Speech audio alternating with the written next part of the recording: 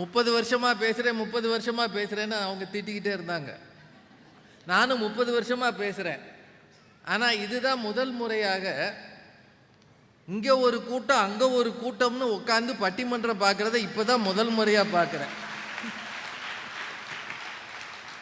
பார்லிமெண்ட்டில் ஜனாதிபதி பேசும்போது கூட்டம்னு வாங்க, அதாவது ராஜ்யசபா லோக்சபா ரெண்டும் சேர்ந்து ஜனாதிபதி பேச்சை கேட்குறேன்னு போயிட்டு வெளியேறிடுவாங்க. அதானே நம்ம ஊரில் எதிர்கட்சினா வெளியே போகிறது தானே. அது இனிமேல் எதிர்கட்சின்னு சொல்லாமல் வெளியே போகிற கட்சின்னு சொல்லலாம். அந்த மாதிரி இருக்கும். அது மாதிரி இங்கே ஒரு கூட்டம் அமர்ந்து பாரதி மேடம் பயமுறுத்தும் போது கை தட்டினாங்க. அவங்க பயமுறுத்தலுக்கு பயப்படாமல் உட்கார்ந்துருக்கிறது அந்த கூட்டம் தான்.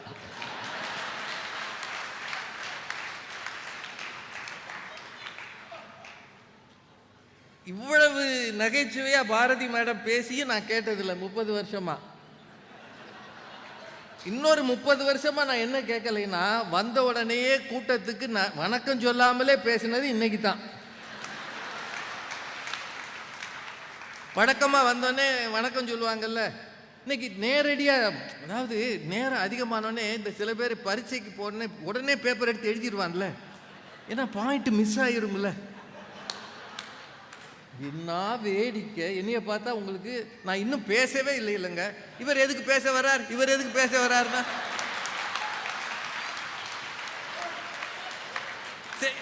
இவங்க சொல்றதை கேட்டு நானும் போயிட்டேன்னு வைங்க, அவர் தனபால் என்ன நினைப்பார்? நான் இத்தனை தடவை கூட்டம் கூட்டியிருக்கேன், 4வது ஆண்டு வேற தொடக்க விழா, இவரை கூட்டிட்டு வர்றேன்னு சொல்லி இவர் எதுக்கு பேச வர்றார், நீ இவங்க சொல்றதை கேட்டு ஓடி போயிட்டான்னா எனக்கு இன்னொன்று இங்கிருந்து போக வழியும் தெரியாது.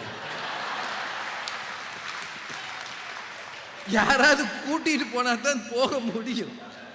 என்னம்மா இவ்வளவு கோபம் உங்களுக்கு? எவ்வளவு பேசுறாங்க. வீட்டுக்காரம்மா கொலுசு சத்தம் கேட்டது உண்டா? இல்லையே, அந்தம்மா கொலுசே போடுறது இல்லையே. எங்க 65 வயசுல அந்தம்மா கொலுசு போட்டா பக்கத்து வீட்டுக்காரன் கேட்கறாங்க, போது பாரு, இதெல்லாம் கொலுசு போட்டா கொலுசோட மரியாதையே போயிடும்ன்றான். பக்கத்து வீட்டுக்காரன் சாடையா பேசுறான், கொலுசு போடலையா. என்ன எந்த வயசுல எதை போடுறதுன்னு ஒரு இது வேண்டாமா? இப்போ இதுக்கப்புறம் நான் இனிமே கொலுசு சத்தத்தை இப்படி கேட்கணும், அம்மா நீ ஒரு தடவை வா, ஏன்னா பாரதி மேடம் சொல்லியிருக்காங்க, கொலுசை இல்லை கலட்டி காதலியாத ஆட்டு. ஏன்னா ஒரு வயசுக்கு பிறகு காது சரியா கேட்காது இல்லை. அப்போ அவர் 65 வயசுக்கு மேலே இருக்கவங்கள என்ன சொல்லலாம், அந்த கொலுசை கலட்டு என் காதுகிட்ட ஆட்டு, அப்போ தான் குடும்பம் நல்லா இருக்கும். அம்மா நல்ல அட்வைஸ்மா. கோயம்புத்தூரில் இதை எழுதி போடுங்கய்யா, போகிற வர்ற பஸ்ஸில் எல்லாம்.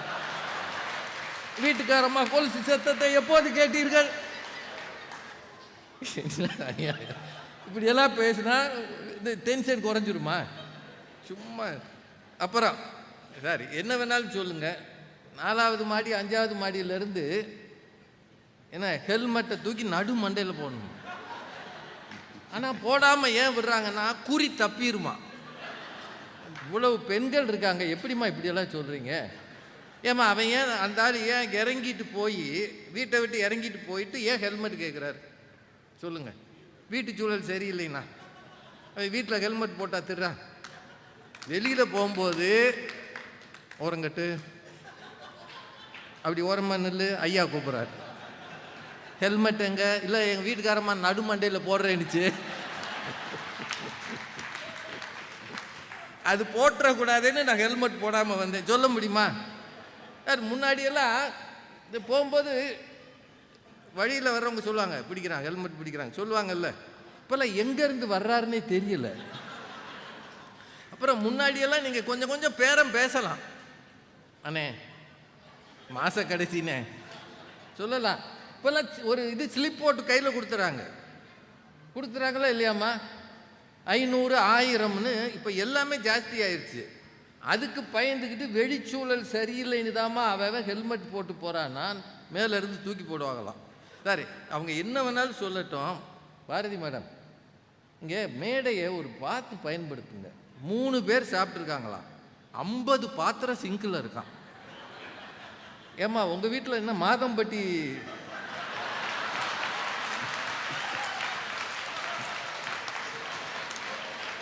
டெய்லி அவரா வந்து சமைக்கிறாரு.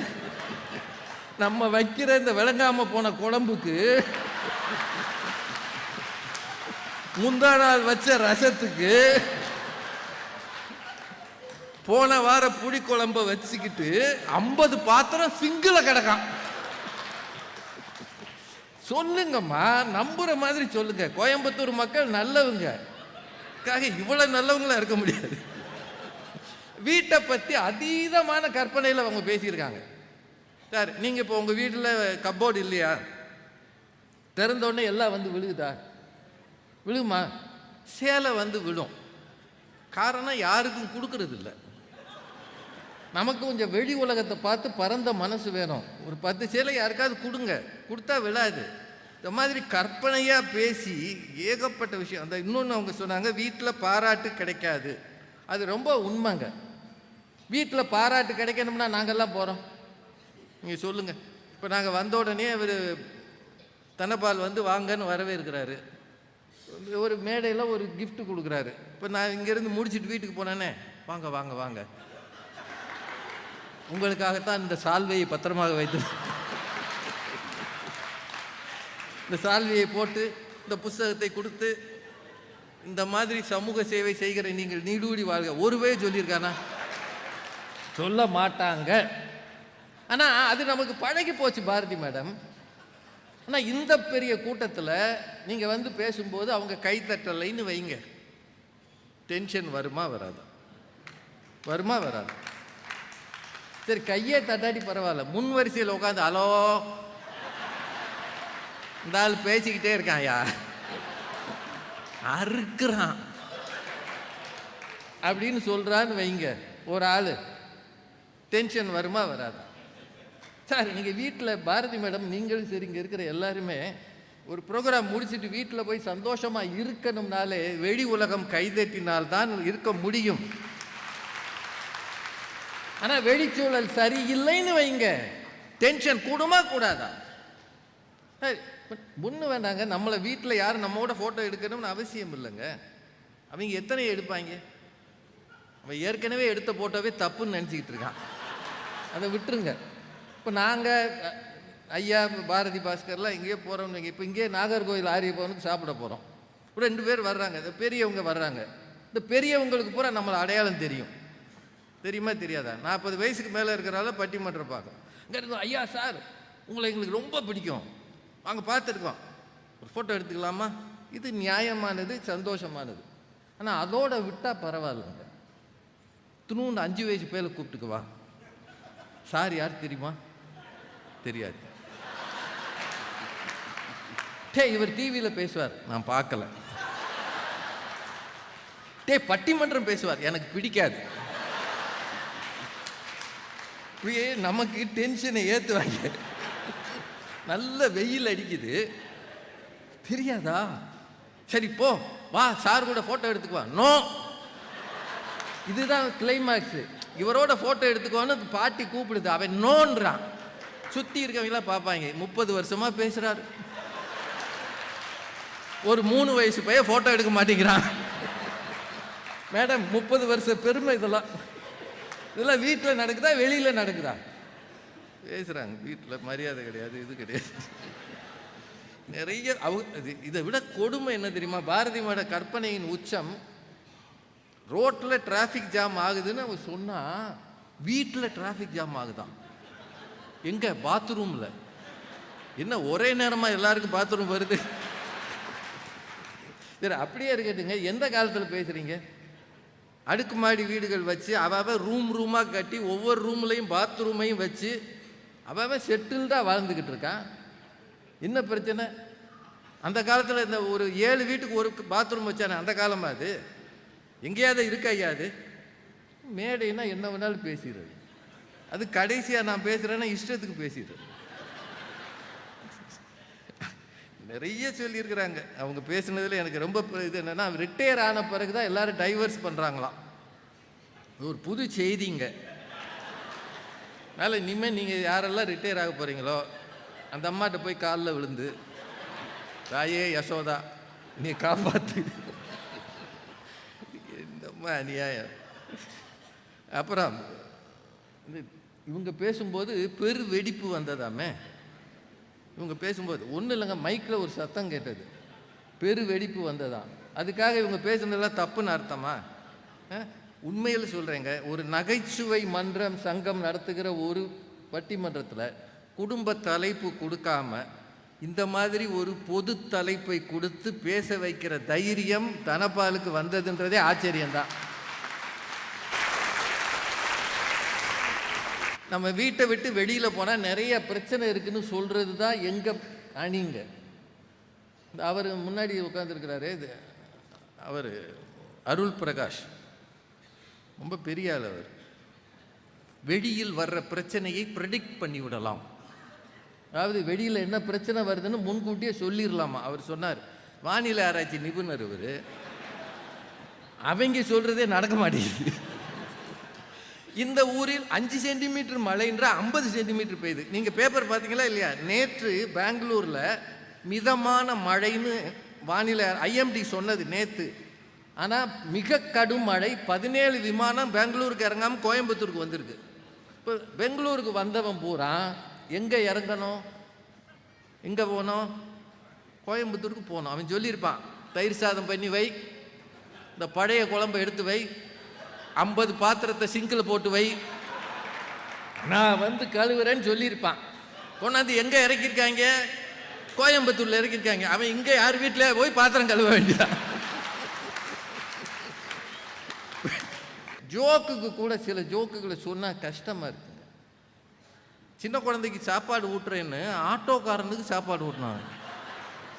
அவர் சொல்கிறாரு, ஒரு பள்ளிக்கூடத்து தலைமை ஆசிரியர். நான் தெரியாமல் கேட்குறேன், இங்கே இருக்கிற பெண்களுக்கு சின்ன குழந்தை வாய் எது, ஆட்டோக்கார வாய் தெரியுமா தெரியாதா? இது எல்லாத்தையும் விட சின்ன குழந்தைக்கு மீசை இருக்காது, ஆட்டோக்காரனுக்கு மீசை இருக்கும். ஏயா ஜோக்குன்னா என்ன வேணாலும் சொல்லிடுறதா? நீங்களாம் கேட்டுக்கிட்டு இருக்கீங்க, கைதட்டுறீங்க. இந்த ராகவேந்தர் சின்ன பிள்ளை தம்பி, அந்தமானில் நிலநடுக்கம் வரப்போகிறது என்று பிள்ளைகளை கூட்டி கொண்டு போய் டெல்லியில் விட்டான்னு ஒரு கதை சொன்னார்ல. எனக்கு தெரிய உலகத்திலேயே நிலநடுக்கம் சொல்லிட்டு வர்றது அந்தமானில் மட்டும்தான். நிலநடுக்கம்ன்றது சொல்லாமல் வர்றதுயா. ஆனானப்பட்ட அமெரிக்காவாலே கண்டுபிடிக்க முடியாது. நாளைக்கு நான் வரப்போகிறேன் அந்தமானுக்கு அப்படின்னு லெட்டர் போட்டால் வரும், இல்லை வாட்ஸ்அப்பில் மெசேஜ் போடுமா? என்ன கதை இது? இங்கேருந்து பிள்ளையை கொண்டு போய் அந்தமான்லேருந்து பிள்ளையை கொண்டு போய் டெல்லியில் எவனாவது விடுவானா? ஏன்னா நீங்கள் சொல்லுங்கள், இப்போ சமீபத்தில் உலகம் முழுக்க தேடினா மூச்சு திணறல் பொல்யூஷன் அதிகம் இருக்கிற 13 ஊர்களை கண்டுபிடிச்சிருக்கிறாங்க. லிஸ்ட்டு போட்டிருக்கிறான். 20 ஊரில் 13 ஊர் இந்தியாவில் இருக்குது. அதில் டெல்லி 2வது இடத்துல இருக்குது. டெல்லியில் வீட்டில் பிரச்சனையா வெளியில் பிரச்சனையா மேடம்? 30 வருஷமாக பேசுகிற பாரதி மேடம், டெல்லியில் நிறைய பிரச்சனை இருக்குது, அதை பற்றி நம்ம பேசலை. வீட்டில் பிரச்சனையா வெளியில் பிரச்சனை? இஷ்டத்துக்கு பேசுகிறாங்க. நம்மளை பார்த்தா என்னென்னு நினச்சிருக்காங்க. எனக்கு எல்லாத்த விட ரொம்ப சந்தோஷம், இவ்வளோ பெரிய கூட்டத்தை இன்றைக்கி பார்த்தது என்ன தெரியுமா? இன்றைக்கி சிஎஸ்கே மேட்ச் இருந்தும் இவ்வளோ பேர் கோயம்புத்தூரில் கூடியிருக்கீங்கன்னா உண்மையிலேயே நகைச்சுவை சங்கத்துக்கு எவ்வளவு பாராட்டினாலும் தகும். இன்னும் 1-2 விஷயம் மட்டும் சொல்லிடுறேன், ஏன்னா இது ஒரு நெருக்கடியான தலைப்பு. அது உங்கள்கிட்ட ஒரு சில கேள்வி கேட்குறேன். வீட்டுக்கு வெளியில், உங்கள் வீட்டுக்கு வெளியில் நல்ல வீடு, சத்தம் இல்லாமல் இருக்கீங்க, வீட்டுக்கு வெளியில் கார்பரேஷன் கொண்டாந்து ராத்திரியோட ராத்திரியாக ஒரு குப்பை தொட்டி வச்சுட்டு போயிட்டான்னு வைங்க. என்னென்னா அவங்க செய்கிறது, தெருவில் குப்பை யாரும் கொட்ட வேண்டாம், ஒரு இடத்துல கொட்டட்டும்னு. உங்கள் ஏரியா குப்பை தொட்டியை உங்கள் வீட்டு வாசலில் வச்சுட்டா, வீட்டு வாசல்னா என்ன சைடில் வச்சுட்டான்னு வைங்க, வீட்டுக்குள்ளே நீங்கள் நிம்மதியாக தான் இருக்கீங்க. ஆனால் வெளியில் எட்டி பார்த்தா அவன் அங்கேருந்து ராக்கெட்டாக விடுவானா விட மாட்டானா? இப்போது ஒரு சின்ன குப்பை தொட்டி வெளியில் வந்து நின்னா உங்களால் நிம்மதியாக இருக்க முடியாது. உங்கள் வீட்டு வாசலில் பாதாள சாக்கடை மேலே வந்துருச்சுன்னா நிம்மதியாக இருக்க முடியாது. உங்கள் தெருவில் ஒரு ரவுடி கலவரம் பண்ணானா நிம்மதியாக இருக்க முடியாது. உங்கள் தெருவில் ஒருத்தன் சைலன்சரை பிச்சுட்டு வண்டி ஓட்டினானா நிம்மதியாக இருக்க முடியாது. முடியுமா அது? உங்கள் தெருவில் ஏதோ ஒரு பிரச்சனைனால 2 கோஷ்டிக்கு சண்டை வந்தால் நிம்மதியாக இருக்க முடியாது. போன வாரம் நாக்பூர் என்ன ஆச்சு சொல்லுங்க? அங்கே இருக்கிற எல்லா வீடுகளும் நல்லா தானே இருந்தது. ஊரடங்கு ஏன் போட்டாங்க? அது வீட்டு சண்டையா வெடி சண்டையா? நம்ம வீட்டில் நமக்கும் வீட்டம்மாவுக்கு சண்டைன்னா ஊரடங்கு போடுவானா?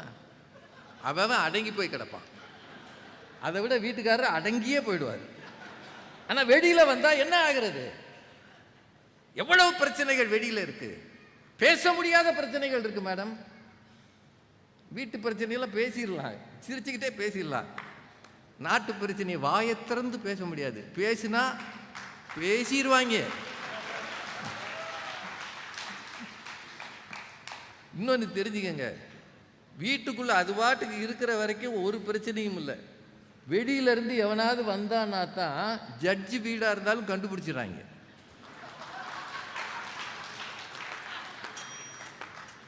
அது இப்போ சமீபத்தில் ஒருத்தன் போட்டான், ட்வீட் போட்டான்னு நினைக்கிறேன்.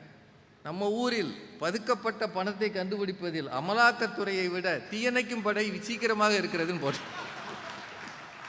அப்படின்னா வெளியில இருந்து நிறைய சார் ஒன்றும் இல்லை, இன்னைக்கு தேதிக்கு வெளி உலகம் ரொம்ப பரபரப்பாக இருக்குது. ஒரு முறை போயிட்டு வந்தீங்கன்னா நீங்கள் நிம்மதி இல்லாமல் இருப்பீங்க. அவினாசி ரோட்டில் பாலம் எப்போ சார் முடியும் சொல்லுங்கய்யா, நீங்கள் தான் சொல்லணும். ஏற்கனவே கோயம்புத்தூரில் 100 அடி உயரத்துக்கு ஒரு பாலம் கட்டியிருக்கீங்க. அதுலேருந்து தொட்டானா பரலோகமே தெரியும்ன்றாங்க. இன்னும் சில விமானங்கள்லாம் பறக்கிறத எப்படி பார்க்கலாம், டாட்டா சொல்லலாம் போல. எனக்கு தெரியும் எந்த ஊர்லேயும் அவ்வளோ உயரமாக பாலம் கிடையாதுயா. யோசிச்சு யோசிச்சு ஏற்றிருக்காங்க பாலத்தை. அவினாசி ரோட்டில் ஒரு முறை போய் பாருங்க. வீட்டில் நிம்மதியாக டாட்டா சொல்லி பை பை வர்றேன்னு கண்ணேன்னு தானே போகிறான். என்ன ஆகுறது சார்? வந்தே பாரத் அருமையான ட்ரெயின், ஏறி பகலில் பயணம் பண்ணுங்க. இங்கே ஏறி உட்காந்து தூங்கலாம்னு கண்ணை மூடுங்க, பக்கத்தில் இருக்கிற ரீல்ஸ் பார்க்குறாரு. அது காதில் மாட்டி பார்த்தா பரவாயில்ல, சத்தமாக பார்க்குறாரு. பார்க்குறாங்களா இல்லையா? சதாப்தியில் பாருங்க, நம்ம போய் சொல்லுவோம் சார் கொஞ்சம் ஏன் உங்களுக்கு பிடிக்கலைன்னா வெளியே போய் நில்லுங்கன்றார். நான் சொன்னேன் வேணா இறங்கிடுறேன். யா கதவை திறக்க மாட்டாங்க. என்னென்ன பிரச்சனை இருக்குது நீங்கள் பேசுகிறீங்க. இன்னும் ஒரு விஷயம் மட்டும் சொல்லிடுறேன். இன்னைக்கு தேதிக்கு பாரதி மேடம் பிள்ளைகளை பள்ளிக்கூடத்துக்கு அனுப்பிட்டு அந்த பிள்ளைங்க பத்திரமா வருமான்ற கவலை இருக்கா இல்லையா? ஒரு கேள்விக்கு பதில் சொல்லுங்க. வீட்டுக்குள்ள இருக்க வரைக்கும் நம்ம பிள்ளை 3 வயசு 5 வயசு பெண் குழந்தை பத்திரமா தான் இருக்கு. நல்லா ட்ரெஸ் பண்ணி அனுப்புகிறோம். 5 மணிக்கு பத்திரமா வரணுன்ற கவலை இருக்கா இல்லையா? இருக்குல்ல, இருக்கா இல்லையா? இப்போ டென்ஷன் எங்கே இருக்கு? இதுக்காக நான் 30 வருஷமாக பேசலன்னு சொல்ல முடியுமா சார்? எல்லாத்தையும் விடுங்க, எங்கேயோ நடக்கிறது நமக்கு டென்ஷன் ஆகுதுல்ல. இந்த நம்ம சுனிதா வில்லியம்ஸ் அந்த அம்மா அங்கே இறங்கலின்னு இங்கே எல்லாம் பயங்கரமாக டென்ஷனாக இருந்தாங்க பல பேர். அது பரவாயில்ல, இறங்கிட்டாங்க. அவங்களுக்கு எவ்வளோ சம்பளம்னு நிறைய பேர் டென்ஷனில் இருக்கான். எத்தனை கோடிகள் வாங்கினார்கள். இன்னைக்கு ட்ரம்ப் என்ன சொல்லியிருக்கிறாரு, அந்த அம்மா நாசாவில் வேலை பார்த்தாலும் விண்வெளியில் இருந்தாலும் ஆஃபீஸ் ஒர்க்கு தானா. நான் போய் சொல்லலைங்க, ட்ரம்ப் இன்னைக்கு பேசியிருக்கிறாரு. இல்லை அவரே சம்பளம் தரமிட்டாரு. அங்கே இருக்கிறவங்களை வெளியே அனுப்ப இருந்தா சரி. அவர் என்ன சொல்லியிருக்கிறாரு, ஒரு நாளைக்கு பஞ்சப்படி மாதிரி ஓவர் டைம் ஒர்க்கு $5. வெறும் $5ங்க. 286 × 5. இதுதான் அந்த அம்மா நாச அங்கே விண்வெளிக்கு போனதுக்கு அந்த அம்மாவுக்கு மிச்சம். நம்ம ஊர் கணக்குக்கு 1,23,000 ரூபா. ஆனால் உயிரை கையில் பிடிச்சி அங்கே உட்காந்துருந்துருக்கு. ஆஃபீஸுன்றது இதுதான். நீங்கள் எப்போ வெளியே போனாலே பிரச்சனை, விண்வெளிக்கு போனால் என்ன பிரச்சனைன்றத சுனிதா சார். ட்ரம்ப் பிரசிடென்ட் ஆனானா இல்லைன்னா நமக்கு என்ன சார்? எத்தனை வீடுகளில் டென்ஷன் இருக்குது தெரியுமா உங்களுக்கு? உங்கள் பிள்ளைங்க மட்டும் அமெரிக்காவில் படிக்கட்டும், H1 விசாவில் இருக்கட்டும். பாரதி மேடம் பிள்ளைகள் விட்டு விட்டு வெளிநாட்டுக்கு போய்விட்டார்கள். அவை அங்கே இருப்பானா இங்கே இருப்பானா, குடும்பம் தூங்காமல் கிடக்கு. ட்ரம்ப் ஏன் வந்தாருன்னு நொந்து கிடக்கா இருக்கானா இல்லையா? அவருக்கு இஷ்டத்துக்கு டான்ஸ் ஆடுறாரு. India you are a great country. ஆனால் நீ ரொம்ப வரி போடுற, நீ வரி போட்டால் நான் வரி போடுவேன். இதை சொல்கிறதுக்கு எதுக்கே நீ வந்த? எங்கேயோ ஒரு இடத்துல இருக்கிற ஒரு பிரசிடென்ட் இங்கே இருக்கிறவங்களை பயமுறுத்துறாருன்னா, வெளியில் இருப்பது பயமுறுத்துகிறதா, வீட்டில் இருப்பது பயமுறுத்து? சார், மிஞ்சி மிஞ்சி போனால் வீட்டுக்குள்ளே என்ன சார் செய்வீங்க? அந்த அம்மா நம்மளை திட்டும், நம்ம அவங்கள திட்டுவோம். பயலுக 2 பேரையும் பார்ப்பாங்க. இந்த குடும்பத்தில் பிறந்ததற்கு நான் எங்காவது பிறந்திருக்கலாம், நான் ட்ரம்ப் வீட்டிலேயே பிறந்திருக்கலாம், ஏதோ சொல்லுவான். அது அப்புறமா ஒரு நாள் காலையில் சண்டை, சாயந்தரம் சரியாக போகுங்க. நான் வெளியில் இருக்கிறது பார்க்கிங் பகை உங்களுக்கு போகுமாங்க? ஒரு சினிமாவே வந்தது இல்லைங்க இப்போ பார்க்கிங். அப்பார்ட்மெண்ட்டில் மட்டும் உங்கள் இடத்த தவிர தள்ளி பார்க் பண்ணிட்டு வாங்க பார்ப்போம். என் வீட்டுக்குள்ளே வந்து பாயாசம் சாப்பிடுங்க, அவன் அங்கேருந்து வருவான். யாரு எடுக்கிறியா இல்லையா? பிரச்சனையே காமன் ஏரியா தான் மேடம். அப்பார்ட்மெண்ட்டில் இங்கே யாருமே இல்லையா? பிரச்சனை எங்கே வருதுன்றீங்க? வீட்டுக்குள்ளேயா வருது? காமன் ஏரியாவில் வருது. காரை நிறுத்தினா அதில் கீறிட்டு போயிடுறாங்க, இஷ்டத்துக்கு கீறிக்கிறான். இதை நீங்கள் எங்கே உட்காந்து பார்ப்பீங்க? அசோசியேஷன்றது பூரா பிரச்சனை இல்லாமலாம் இருக்குது. அவர் எப்படி தலைவரானார் இவன் கேட்குறான், நீ ஏன் தலைவராகணும் அவன் கேட்குறான். தனியாக இருக்கும்போது ஒரு பிரச்சனை இல்லைம்மா. கீழே இருக்கிறவனும் திட்டுறான், மேலே இருக்கவனும் திட்டுறான். சோசியக்காரன்ட்ட போனால் உங்களுக்கு சைடும் சரியில்லை மேலேயும் சரியில்லைன்றான். என்ன நடக்குதுன்னே தெரியல சார். எல்லாத்தையும் விடுங்க. இன்கம் டேக்ஸ் ரேட் கூடுனா குறைஞ்சா உங்களுக்கு டென்ஷன் ஆகுதா ஆகலையா? ஆகுதா ஆகலையா? ஜிஎஸ்டி கூடுனா குறைஞ்சா டென்ஷன் ஆகுதா ஆகலையா? சரி, நம்ம எங்கேயோ போகும்போது ஒரு தலைவர் வர்றாருன்னா டென்ஷன் ஆகுதா ஆகலையா? ஆகுதா ஆகலையா? என்னங்க, நானும் என் குடும்பமாக தெருவில் போகிறோம், தலைவர்களே இங்கே வராதீர்கள்னு சொல்ல முடியுமா? அவன் மத்தியானம் வரானா காலையிலே ரோடு அடைச்சிடுறாங்க.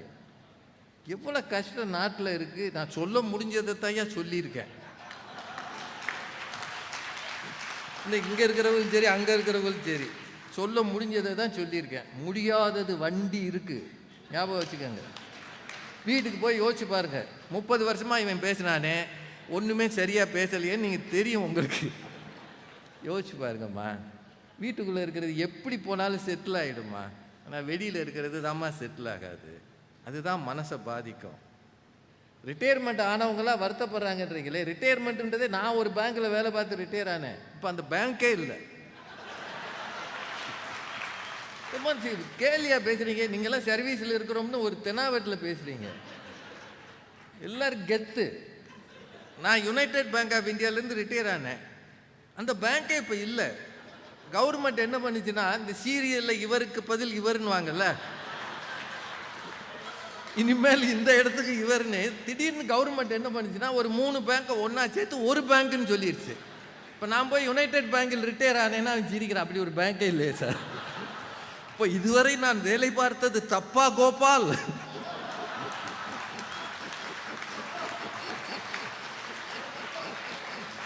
மன அழுத்தம் என்றது எல்லா இடத்துலையும் இருக்க தான் செய்யுது. ஆனால் வீட்டில் ஏதோ ஒரு சின்ன மனைவியை பிடிக்கலைன்னா பிள்ளைகளை பார்த்து ஆறுதல் அடைவோம். பிள்ளைகள் வருத்தம்னா மனைவி தோளில் சாய்ந்து ஆறுதல் அடைவோம். ஆனால் தெருவில் ஆறுதல் அடைவதற்கு இடமே இல்லையா? அதான் நெருக்கடி.